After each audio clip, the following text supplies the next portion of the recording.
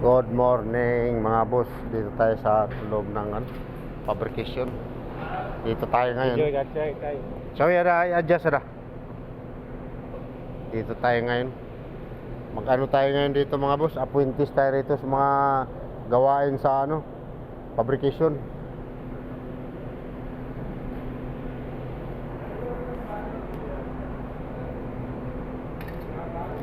Ito yung magpapunching dito sa Raja ada tise.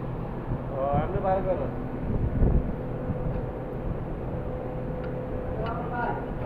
Ito.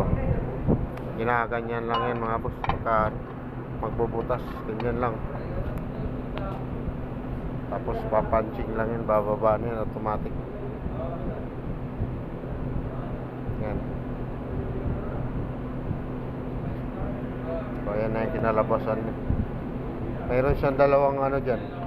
Mayroong ganito na pambutas. Okay, yung ganito bilog. Yan. Bilog siya. Kaya mabilis lang yung dyan paggawa mga boss.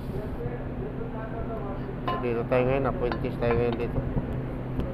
Maraming salamat sa lahat na patuloy na panonood. God bless sa ating lahat. Yan ang finished product.